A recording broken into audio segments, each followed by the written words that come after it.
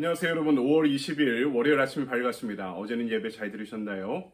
오늘도 하루 한 말씀으로 주님과 시작하는 새로운 하루, 새로운 한 주가 되기를 소망합니다. 오늘 우리에게 주신 말씀은 열왕기상 19장입니다.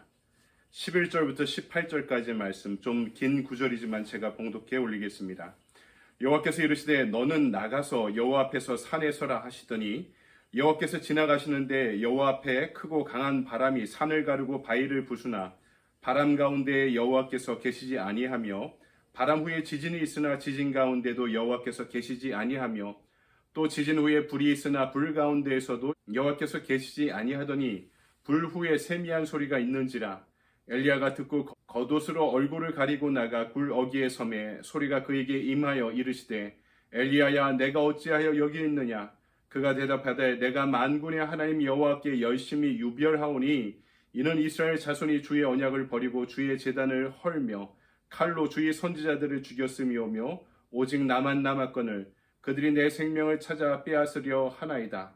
여호와께서 그에게 이르시되 너는 내 길을 돌이켜 광야를 통하여 다메섹에 가서 이르거든 하사엘에게 기름을 부어 아람의 왕이 되게 하고 너는 또 님시 아들 예후에게 기름을 부어 이스라엘의 왕이 되게 하고 또 아멜 무홀라 사밧의 아들 엘리사에게 기름을 부어 너를 대신하여 선지자가 되게 하라. 하사엘의 칼을 피하는 자를 예후가 죽일 것이요 예후의 칼을 피하는 자를 엘리사가 죽이리라. 그러나 내가 이스라엘 가운데 7,000명을 남기리니 다 바알에게 무릎을 꿇지 아니하고 다 바알에게 입맞추지 아니한 자니라. 아멘. 주님의 말씀입니다. 주님께 감사드립니다. 이 아침에 우리에게 주신 말씀 가지고 하나님의 음성을 듣는 삶이다라는 제목으로 말씀을 증거하도록 하겠습니다. 갈멜산에서 바알의 선지자 450명과 싸워서 큰 승리를 얻은 엘리야가 큰 위기 가운데 빠지게 됩니다. 우리는 때때로 찾아오는 큰 승리 뒤에 쫓아오는 큰 위기를 경계해야 합니다. 아합 왕과 이세벨 왕비가 우상 숭배를 공격하는 엘리야의 선포를 왕권에 대한 정면 도전으로 받아들였던 거죠. 그래서 이들은 공권력을 동원해서 엘리야를 죽이려고 시도를 합니다.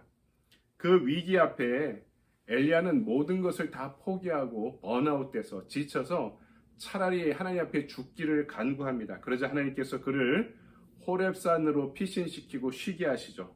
그리고 오늘 말씀에 그에게 찾아오십니다. 그 가운데 하나님의 음성을 듣는 삶에 더욱더 예민해진 엘리야의 모습을 오늘 본문은 우리에게 가르쳐주고 있습니다. 먼저 오늘 말씀은 첫 번째로 하나님의 음성을 어떻게 들을 것인가 아주 중요한 내용을 우리에게 알려주고 있죠. 오늘 11절 말씀 보니까 절망적 위기 앞에 낙심하고 있던 엘리야에게 하나님께서 명령하십니다. 호렙산의 정상 위로 올라가 있으면 내가 지나가겠다. 그러니 나를 만나라. 엘리야는 하나님이 어떻게 찾아오실까 내심 기대하면서 산 정상으로 올라갑니다. 그때 크고 강한 바람이 불어오기 시작하죠. 얼마나 바람이 강하냐면 나무가 꺾이고 바위가 터져나갈 정도로 큰 바람이 불어왔습니다. 엘리야가 생각한 거죠. 야, 맞다. 하나님은 그냥 안 나타나시는구나.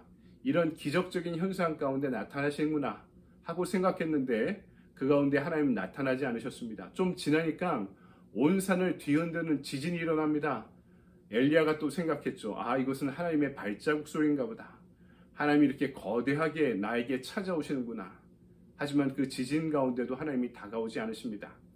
그 다음에는 온 산을 불태울 듯한 산불이 일어나기 시작합니다. 멀리 있는 데서부터 가까이 있는데 나무를 다 태우기 시작하고 엘리야의 살갗까지 태울 정도로 아주 강렬한 산불이 다가옵니다. 하지만 그 가운데도 하나님은 찾아오지 않으십니다. 모든 것을 포기하고 지쳐서 동굴로 들어가려고 하는데 그때 갑자기 미세한 소리가 드러나기 시작합니다. 마침내 하나님이 찾아오신 거죠. 산을 터뜨릴 만한 바람이나 지진, 산불 같은 기적적인 초자연적 현상 가운데 하나님이 찾아오신 것이 아닙니다. 너무나 일반적인 일상의 상황에서 귀를 기울이지 않으면 들을 수 없는 아주 세미한 음성으로 하나님이 엘리야에게 찾아오신 것입니다. 자신이 만들어냈던 하나님 상, 교리, 그리고 경험으로 규정지었던 그물에 대한 모든 믿음조차 내려놓고 마음이 비워질 때 하나님은 있는 그대로 살아계시며 역사하시는 하나님께서 있는 그대로 그에게 찾아오셨던 것입니다. 여러분, 이와 비슷한 얘기가 출애굽기 3장에 등장하죠. 광야에서 평범한 목동으로 40년의 시간이 지나 80세의 할아버지가 된 늙은 목자로서의 어느 날 양무리를 이끌고 호렙산을 찾아갔다가 산에 불이 붙었으나 타지 않고 있는 덤불, 떨기나무를 발견하죠.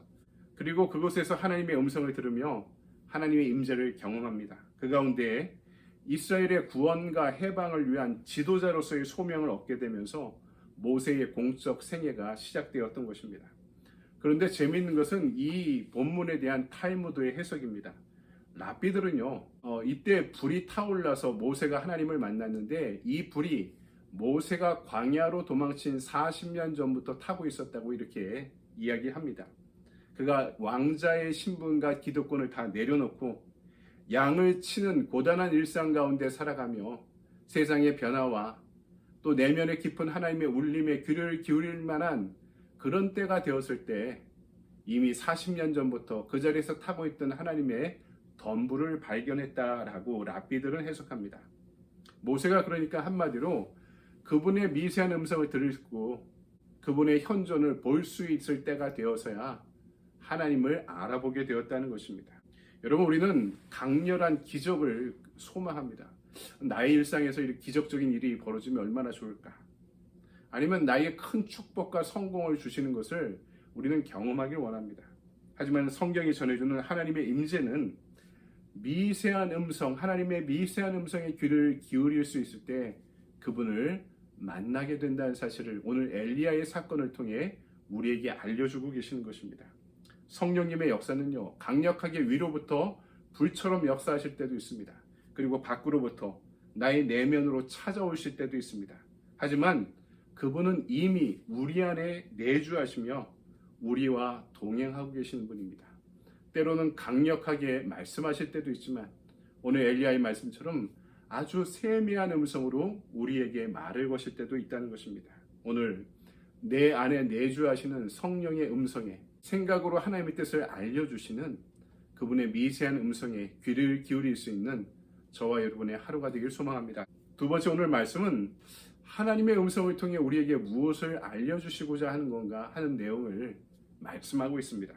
하나님의 음성을 통해 우리가 얻는 것은 두 가지입니다. 하나는 내가 해야 할 헌신과 사명이 무엇인지를 알려주고 있고, 또 하나는 내가 결단코 혼자가 아니라는 사실을 알려주고 있습니다.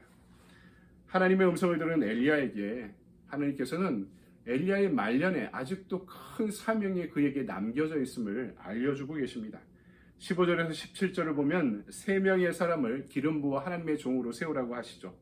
앞으로 북왕국 이스라엘의 심판의 도구로 활용될 아람의 왕이 될 하사엘에게 기름을 부으라고 이야기하시고요. 이스라엘의 새로운 왕이 될 구테타를 일으켜서 왕조를 몰아내고 새로운 왕이 될 청년 장교였던 예후에게 기름을 부어라 라고 이야기하십니다. 그리고 이제는 늙고 지쳐 아무것도 할 수 없다고 낙마하고 있던 엘리야에게 그의 후계를 세우는 가슴 벅찬 사명을 주십니다. 그러므로 하나님의 구속사를 완성하는 과정을 이어가게 하기를 원하셨던 것이죠. 그렇죠. 여러분, 하나님 앞에 홀로 설 수 있는 사람, 하나님의 미세한 음성을 들을 수 있는 사람은 자신의 인생에 주어진 고유한 사명을 발견할 수 있을 것입니다. 그래서 그 말과 존재의 권세를 갖게 될 줄 믿습니다. 하나님의 음성을 들으며 그분의 임재를 경험한 엘리야에게 일어난 또 다른 변화는요, 내가 혼자가 아니구나 하는 사실을 알게 된 것입니다. 18절, 그러나 내가 이스라엘 가운데에 7,000명을 남기리니 다 바알에게 무릎을 꿇지 아니하고 바알에게 입맞추지 아니한 자니라. 나 혼자만 남았다라고 낙심하고 있던 엘리야에게 아니다, 너 혼자가 아니다. 아직도 세상의 조류에 휩싸이지 않고 우상을 섬기지 않는 7,000명의 예배자, 7,000명의 하나님의 사람을 남겨놓으셨다는 사실을 알려주고 계시는 것이죠. 오늘 저와 여러분이 이렇게 이 세상의 남은 자가 되기를 소망합니다. 세상에서 성공하는 자가 되기 전에 세상을 변화시켜야 되는 그리스도의 제자로 부름받은 사실을 여러분 결코 잊지 마시기 바랍니다. 나 혼자 남았다 하는 고독과 외로움에 지친 과거를 딛고 나는 주님을 위해 남겠다고 서로 선언하고 연대할 수 있는, 서로가 서로를 중보할 수 있는, 동역할 수 있는 믿음의 인연이 우리에게 주어지게 되기를 소망합니다. 사랑하는 여러분, 말씀을 정리합니다. 오늘 우리의 영적인 귀가 열리기를 소망합니다. 성령의 미세한 음성 앞에 그 음성을 듣고 분별하고 순종하고 따를 수 있게 되기를 소망합니다. 이를 위해 하나님께서 언제나 우리에게 은혜로 다가오지만 우리는 우리가 할 수 있는 믿음의 고백으로 깨어 그분 앞에 나아가는 의지적이고 습관적인 훈련도 우리에게 필요하다는 사실을 인정해야 됩니다. 그때 우리 인생에 감당해야 될 사명이 무엇인지 우리는 성령의 미세한 음성 가운데 눈을 뜨게 될 것입니다. 또 그 일을 위해 나만 혼자 이 세상에 남겨둔 것이 아니라 그 일을 함께 감당할 동역자들도 하나님께서 우리에게 보내주시리라 믿습니다.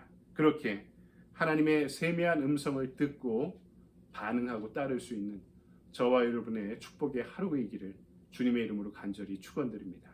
아멘. 적용의 질문을 볼까요? 나는 하나님의 음성을 어떻게 분별할 수 있습니까? 오늘도 하나님의 세미한 음성에 귀를 기울이기 위해 무엇을 실천하겠습니까? 그래서 오늘 하루 한 말씀이 있는 것이죠. 오늘의 액션 플랜입니다. 하루 한 말씀으로 하나님의 미세한 음성을 듣고 순종하기. 오늘 여러분 마음에 주신 하나님의 미세한 음성과 감동에 귀를 기울이고 반응하고 순종하는 하루가 되길 바랍니다. 오늘도 여러분 좋은 하루 보내십시오. 감사합니다.